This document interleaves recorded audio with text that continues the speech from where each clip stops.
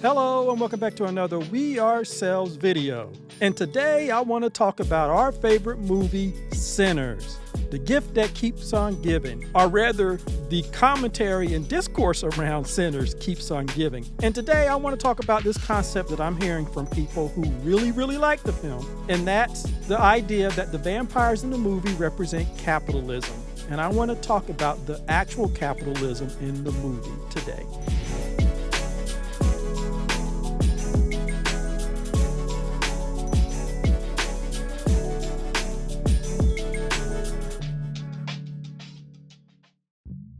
And as I said, people who really support the movie and see so many layers in this movie, one of the things that they constantly talk about is how the vampires represented capitalism, about how the vampires wanted to take over and own the blues and use the blues. And while I would not necessarily disagree with that, and by the same token, let's get it straight, there were great things in this movie. There were fantastic things in the movie, from the cinematography to the music, to a whole bunch of other things, the acting. There were a lot of great things in this movie, and that's what I want to talk about today. The idea that the vampires equal capitalism. Now, I said I don't totally disagree with that or with that assessment, but I was watching a video where they talked about how there's a hidden layer or hidden message in the movie, and I'm saying no.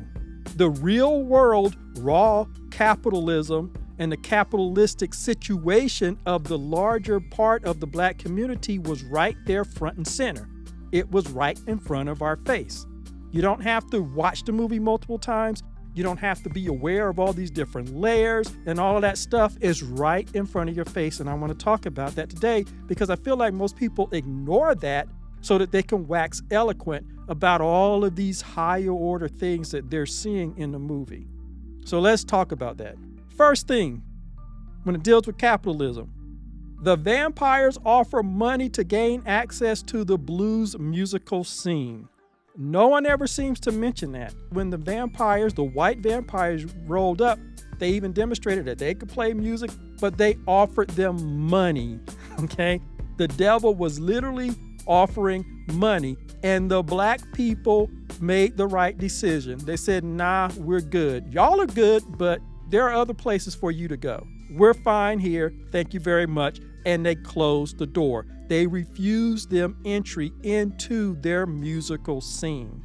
And to me, you don't have to go into hidden messages and stuff like that. It's right there in front of your face. Look at it, break it down, and analyze that. It's right there for everybody to understand. You don't have to have a degree in film, okay, or film critique or film theory or creative writing or whatever to break that down. Is right there in front of you, pure and simple.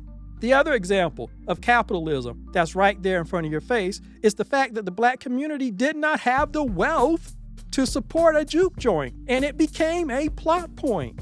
That is why they turned to the white capital that was offered by the devil, because they did not have the money. The money that they stole, once again, capitalism, they got access to capital by stealing it from white gangsters. That money was going to run out if they did not get more capital, okay, from somewhere. And that became a plot point, and that is where Mary was able to go out because she could pass for 100% white. She went out and she got bitten, she got changed, and she brought the devil through the door. And that's the third thing that I want to talk about. The only way for the twins to have the capital in this capitalistic society of 1932 was to steal it. And that massive infusion of cash gave them the money to set up their business. That is a real description of our problem. How often do we talk about we don't have the capital to do this, we don't have the capital to do that. We don't have the capital in Hollywood to greenlight our own movies. We don't have our own media infrastructure where we don't have to deal with Hollywood and the white people. That's because that's a result of this capitalistic system and how we were chosen and we were made the bottom rung of the economic ladder. Not 100% of us, but the majority of us. We were made to eat the failure of the United States, as Yvette Carnell likes to say. That is real results of capitalism as it is set up in this country. You don't need to read any hidden messages. It's right there in front of your face. They had to steal the cash, the capital, to start the business. But even once they did that, they found out that the black community in general did not have the wealth to support your black business. And by the way, in the movie, they're the only person outside of Annie to own a business. Another thing about the real capital in front of you and how capitalism works, without having to read any hidden messages, was Delta Slim's story of the two black men, himself and another friend, who used the blues to make money from white people. They monetized their skill set. What are we told today in the social media environment? Monetize your knowledge, monetize your skill set. That's what they did, and it worked. They made a lot of money. But when one of them decided to get the hell out of Dodge, take his money, go out west, start a church, and help his community, what happened? He was caught. They took the money from him. They created a story that said he stole the money, and then they lynched him.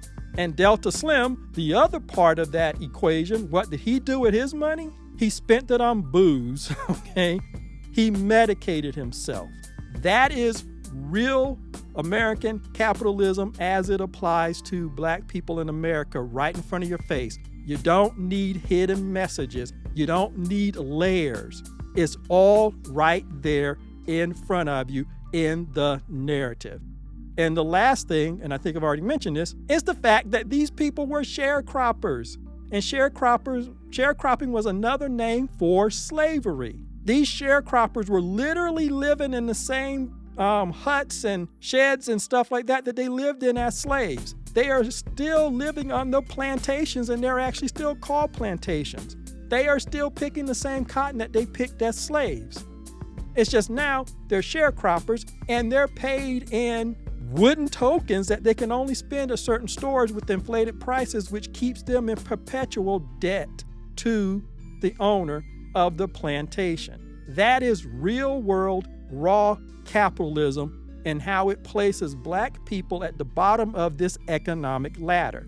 Again, you don't need any hidden messages. You don't need any of this other stuff. It's right there in the film in front of your face. You literally had real world capitalism that still applies today to the vast majority of black Americans.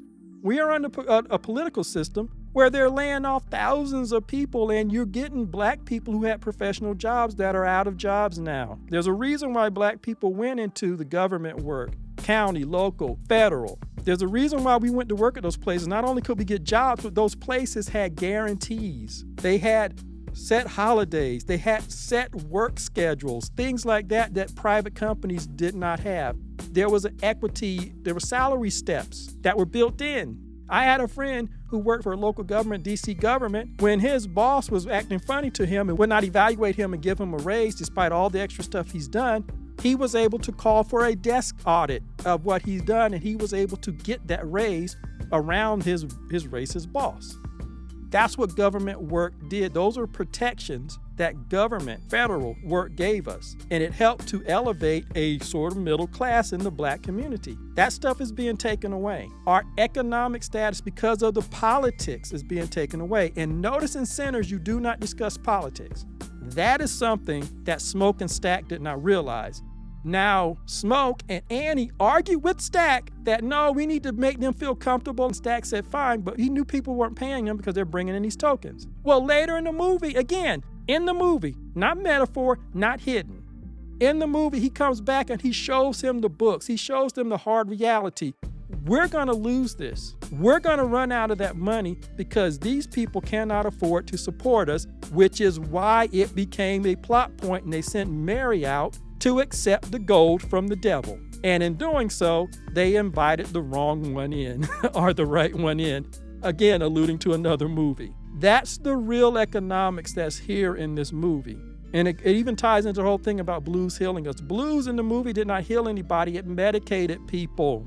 The only way you can heal the people is to deal with the real disease. And the real disease was capitalism and what it did and how it was played out for black Americans, putting us at the bottom of the economic status so that we couldn't even support a juke joint.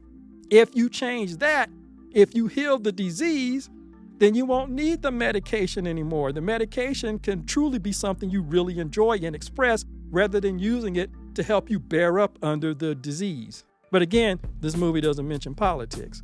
But that's the real thing. So you can listen to people who tell you all these hidden things and that the vampires represent capitalism. You didn't need the vampires to represent capitalism because you got a real world, raw example of capitalism and all the elements from the movie that I just mentioned. And I think that's my biggest problem with the discourse over this movie. People aren't being real with what's in the movie. They're adding a whole bunch of other stuff. And in doing so, they're sucking the air out of the room under the real discussions that this movie can produce. Namely, are we still in that place today? Are we getting back to that place today? We had black MAGA Republicans saying that we were better off in the 1930s under Jim Crow, that our families were together in the 1930s under Jim Crow than they are now. That's the real discussion about capitalism and what it's trying to do. So anyway, that's what I wanted to bring to you today. As always, like, subscribe, and share, and I will see you in the next video.